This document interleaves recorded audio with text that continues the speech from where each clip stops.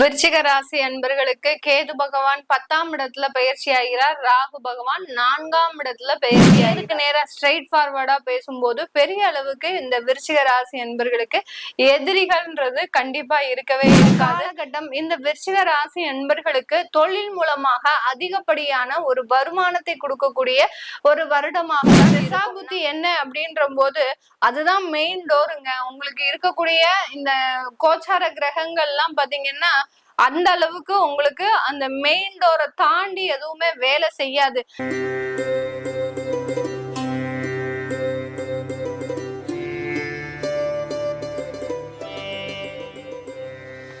ஜோதிடர் யுகம் நேர்கள் அனைவருக்கும் ஆஸ்ட்ரோ பூர்ணாவின் அன்பார்ந்த வணக்கங்கள். இன்னைக்கு நாம பார்க்கக்கூடிய சிறப்பு தலைப்பு ராகு கேது பெயர்ச்சி 2025 மே மாதம் 18ஆம் தேதி இரவு சுமார் 7:36 அந்த ராகு பகவான் மீன ராசியிலிருந்து கும்ப ராசிக்கு பெயர்ச்சி ஆகிறார்.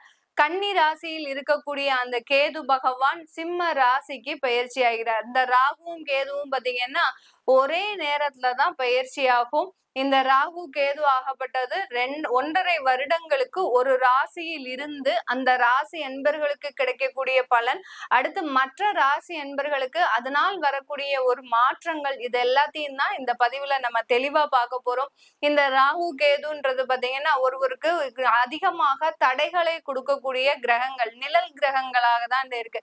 எப்படி நம்ம நடக்கும் போது நம்மளுடைய நிழல் கீழே விழுந்து நம்மளுடைய செயல்களை அப்படியே செய்தோ அதே மாதிரிதான் நாம செய்யக்கூடிய அந்த பாவ புண்ணியங்களை இந்த ராகு கேதுன்னு சொல்லக்கூடிய அந்த சர்ப்ப கிரகங்கள் அக்கௌண்ட்ல வச்சிருக்கோம். அவங்களுடைய அக்கௌண்ட்ல வச்சு நமக்கு தசா புத்தி வரும்போது, அதற்குண்டான நேரம் வரும்போது, அதற்குண்டான ஒரு மாற்றத்தை நமக்கு இந்த ராகு கேது முழுமையான ஒரு பலனை தரக்கூடிய ஒரு கிரகங்களாக தான் செயல்படுது.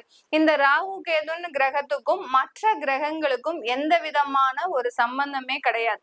ஏன்னா ராகு கேது தனிப்பட்டு செயல்படக்கூடிய கிரகங்கள். மற்ற கிரகங்களினுடைய ஆதிக்கத்தையோ இல்ல மற்ற கிரகங்களின் பார்வையினாலேயோ தடைபடக்கூடிய கிரகங்கள் கிடையாது.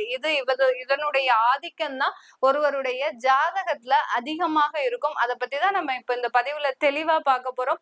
இந்த சேனல்ல முதன்முறையா பாக்குறீங்கன்னா சப்ஸ்கிரைப் பண்ணிக்கோங்க. பெல் பட்டன்ல ஆல் ஆப்ஷன் சூஸ் பண்ணீங்கன்னா உங்களுக்கு என்னுடைய அடுத்தடுத்த பதிவுகள் நோட்டிபிகேஷனா வந்துட்டு இருக்கும்.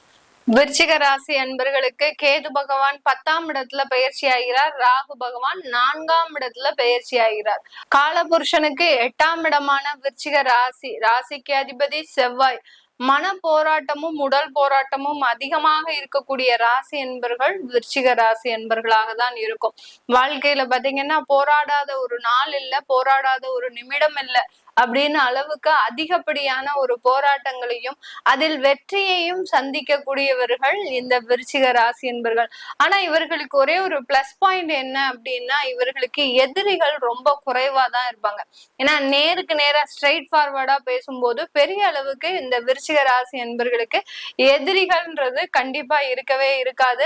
இந்த எதிரிகளையும் அரவணைத்து போகக்கூடிய ஒரு தன்மை நம்ம விருச்சிக ராசி என்பர்களுக்கு இருக்கும். விருச்சிக ராசி அன்பர்களுக்கு 10ஆம் இடத்துல இருக்கக்கூடிய அந்த கேது பகவான் தொழில்ல நிறைய வளர்ச்சியை தரப்போறார். யார் யாருக்கெல்லாம் தொழில் செய்யணும் விருப்பம் இருக்கோ இந்த காலகட்டம் ஆரம்பிங்க. அதுல ஒரு நல்ல ஒரு வெற்றியை ஆரம்பிக்கக்கூடிய ஒரு வருடமாக தான் இருக்க போகுது.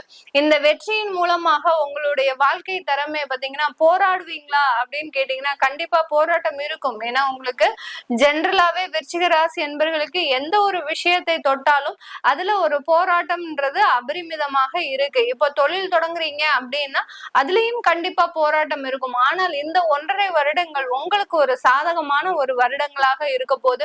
இந்த காலகட்டம் இந்த விருச்சிக ராசி என்பர்களுக்கு தொழில் மூலமாக அதிகப்படியான ஒரு வருமானத்தை கொடுக்கக்கூடிய ஒரு வருடமாக தான் இருக்கும். 4ஆம் இடத்துல ராகு பகவான் பாத்தீங்கன்னா ஏகபோக ஆடம்பர வாழ்க்கையை கொடுக்கக்கூடிய ஒரு தருணம். யாருக்கெல்லாம் ஜாதகத்துல லக்னத்துக்கு 4ஆம் இடத்துல ராகு ராசிக்கு 4ஆம் இடத்துல ராகு இருக்கோ பாத்தீங்கன்னா அவர்களினுடைய சுகத்துல நிறைய ஒரு விஷயங்கள் இருக்கும். நிறைய ஒரு ஆடம்பரமான ஒரு வாழ்க்கை, நாகரிகமான ஒரு வாழ்க்கை, இதுக்குதான் அதுக்குதான் செலவு பண்றதுக்கு யோசிக்கவே மாட்டாங்க. தாம் தூம்னு நிறைய செலவு பண்ணக்கூடிய ஒரு அன்பர்களாக தான் இருப்பாங்க. அப்படிப்பட்ட ஒரு பலன் இப்போ இந்த விருச்சிக ராசி அன்பர்களுக்கு வரப்போகுது.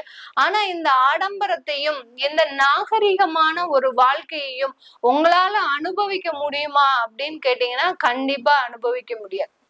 ஜாதக ரீதியாகவும் அதே பலன்தான். 4ஆம் இடத்துல ராகு இருந்துட்டாரு அப்படின்னாலே அந்த ஆடம்பர வாழ்க்கையும் சுகத்தையும் அனுபவிக்கிறதுக்கு முழுமையாக வலிமை இழந்தவர்கள்னா இந்த 4ஆம் இடத்துல இருக்கக்கூடிய ராகு இருக்கக்கூடிய ஜாதகர்கள் தான். அதனால இந்த விருச்சிக ராசி என்பர்கள் இப்போ உங்களுடைய குடும்பத்திற்கு தேவையான அனைத்து வசதிகளையும் ஏற்பாடு பண்ணுவதற்குண்டான ஒரு டைம் தான்.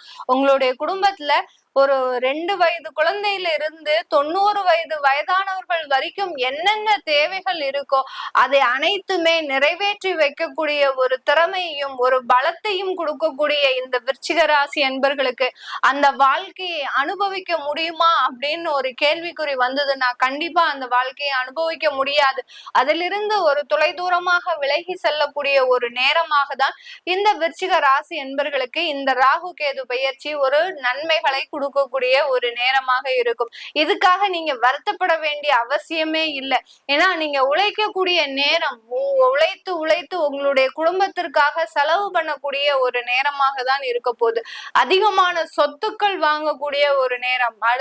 அதாவது பிளாட்ஸ், அடுத்து பாத்தீங்கன்னா அபார்ட்மெண்ட், இந்த மாதிரியாக எல்லாம் அந்த அடுக்குமாடி குடியிருப்புகளை வாங்கக்கூடிய ஒரு தருணம். 1 2 இல்ல, எவ்வளவுக்கு எவ்வளவு நீங்க வாங்கணும் முயற்சி பண்றீங்களோ அவ்வளவுக்கு அவ்வளவு அந்த மாதிரியான ஒரு சொத்துக்களை சேர்ப்பதற்கு உண்டான ஒரு நேரமாக தான் இந்த விருச்சிக ராசி அன்பர்களுக்கு இருக்க போகுது. இந்த விருச்சிக ராசி அன்பர்கள் தன்னுடைய வாழ்நாள்ல மிகவும் மறக்க முடியாத ஒரு தருணமாக தான் இந்த 1.5 வருடங்களுக்கு இருக்க போகுது. ஏன்னா தொழிலும் நல்ல வளர்ச்சியாகக்கூடிய ஒரு தருணம், உங்களுடைய ஆடம்பர ஒரு வாழ்க்கையும் நல்ல ஒரு தரத்தை எட்டுவதற்குண்டான ஒரு தருணமாகவும் தான் இருக்கும்.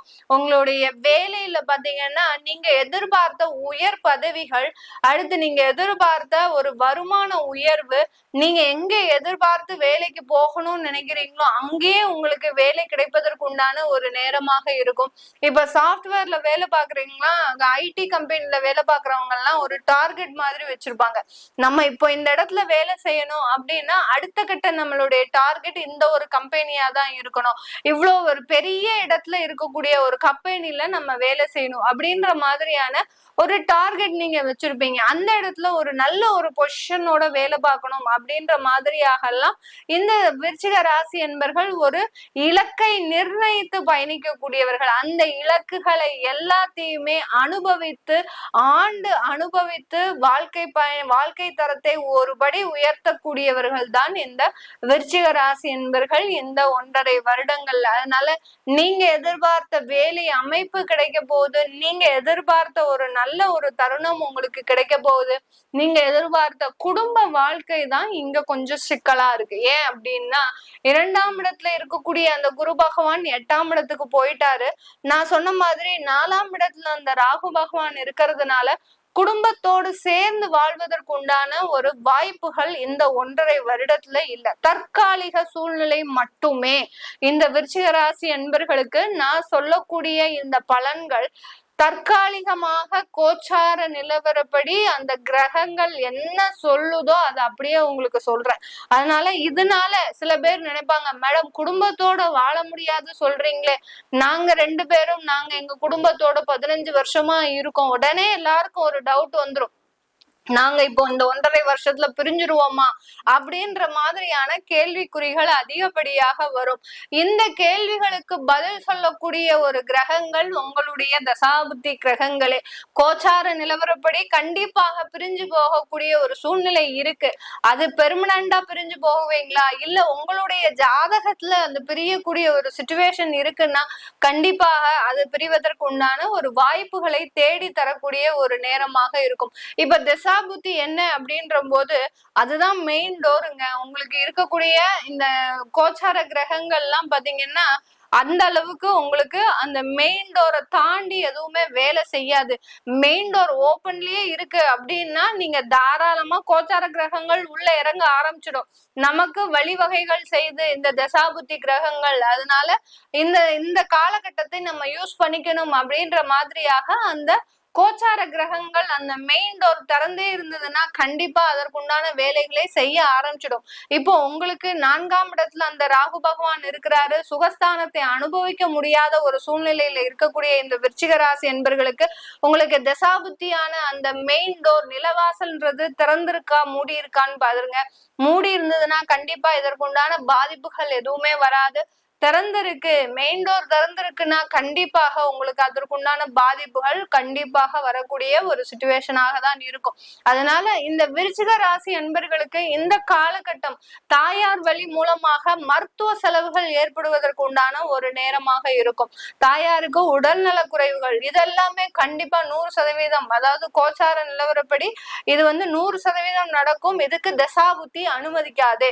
இந்த தசாபுத்தி டயத்துல பாத்தீங்கன்னா உங்களுக்கு தசாபுத்தி நல்லா இருந்தா கூட 4ஆம் இடத்துல ராகு பகவான் இருக்கிறதுனால அம்மா வழி உறவுகள்ல சில தொந்தரவுகள் 100% வரும். அம்மாக்கு ஏதாவது உடல் தொந்தரவுகள் இல்ல அம்மாவினுடைய செய்கைகள் உங்களுக்கு பிடிக்காம போகலாம். அம்மாவை விட்டு பிரிந்து செல்லக்கூடிய ஒரு சூழ்நிலை வரலாம். இப்ப இந்த கோச்சார நிலவரப்படி நமக்கு குழந்தைகளே பிறக்குது வச்சுக்கலாம். இப்ப 4ஆம் இடத்துல ராகு பகவான் இருக்கிறாரு. இந்த விருச்சிக ராசியில ஒரு குழந்தை பிறக்குது இந்த காலகட்டத்துல அப்படின்னா அந்த தாய்க்கு அந்த குழந்தைக்கு தாய்ப்பால் கொடுக்க முடியாத ஒரு சூழ்நிலை இந்த காலகட்டத்துல வரும். அப்படியே தாய்ப்பால் கொடுத்தா கூட அந்த தாய்க்கு அந்த குழந்தை மேல ஏதோ ஒரு இரிட்டேஷன் வந்துகிட்டே இருக்கும். ஐயோ ரொம்ப படுத்துது இந்த குழந்தை, நம்ம எதிர்பார்த்தது வேற மாதிரி இருந்தது ஆனா குழந்தை பிறப்பு வேற மாதிரி இருக்கு. அந்த மாதிரியான ஒரு எரிச்சலை, ஒரு தேவையில்லாத பிரச்சனைகளை உண்டு பண்ணக்கூடிய ஒரு சூழ்நிலையாக தான் இந்த விருச்சிக ராசி என்பர்களுக்கு அந்த 4ஆம் இடத்துல இருக்கக்கூடிய ராகு பகவான் ரொம்ப பவர்ஃபுல்லா வேலை செய்வார். அதனால உங்களுடைய ஹெல்த்தை ரொம்ப கவனமா இருங்க விருச்சிக ராசி என்பர்கள்.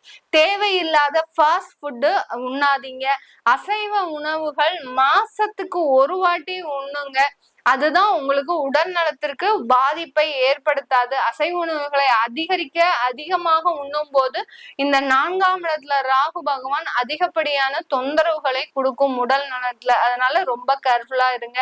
இதெல்லாமே நம்ம கோச்சார நிலவரப்படி பலன்களை சொல்லிட்டு வந்துட்டு இருக்கிறோம். உங்களுடைய சுயஜாதக தசாபுத்தி பலன்களை பார்க்கணும்னு நினைக்கிறவங்க, உங்களுடைய குழந்தைகளுக்கு ஜாதகம் எழுதணும், நியூமராலஜி படி பெயர் வைக்கணும்னு நினைக்கிறவங்களும் கீழே இருக்கிற நம்பருக்கு வாட்ஸ்அப்ல மெசேஜ் பண்ணுங்க. உங்களுக்கு மெசேஜ் பண்ண உடனே சில தகவல்கள் வரும். உங்களுக்கு தேவையான தகவல்கள் வரும். அதுல நீங்க என்ன பண்ண போறீங்க அப்படின்றத நீங்க அடுத்தடுத்து டவுட் இருந்ததுன்னா போன் பண்ணி கேட்டுக்கலாம். நான் வெறும் ஆன்லைன் போன் கன்சல்டேஷன் மட்டும்தான் பண்றேன். நிறைய பேர் போன் பண்ணி எனக்கு நேரடி கன்சல்டேஷன் வேணும் அப்படின்னு கேக்குறீங்க. நான் நேரடியாக அப்பாயின்மெண்ட் கொடுக்கறது இல்ல. வெறும் போன் கால் கன்சல்டேஷன் தான். வீடியோ கால் கன்சல்டேஷன் இருக்கு. இப்போ நேர்ல பார்த்து பேசுறது மாதிரி இருக்காது மேடம் அப்படின்ற மாதிரியாக நிறைய பேர் கேக்குறாங்க. அதனால அவர்களுக்காக வீடியோ கால் கன்சல்டேஷன் வச்சிருக்கிறேன். அதை வேணுங்கிறவங்க உபயோகப்படுத்திக்கலாம். உங்களிடமிருந்து விடைபெறுவது உங்கள் ஆஸ்ட்ரோ பூர்ணா. நன்றி, வணக்கம்.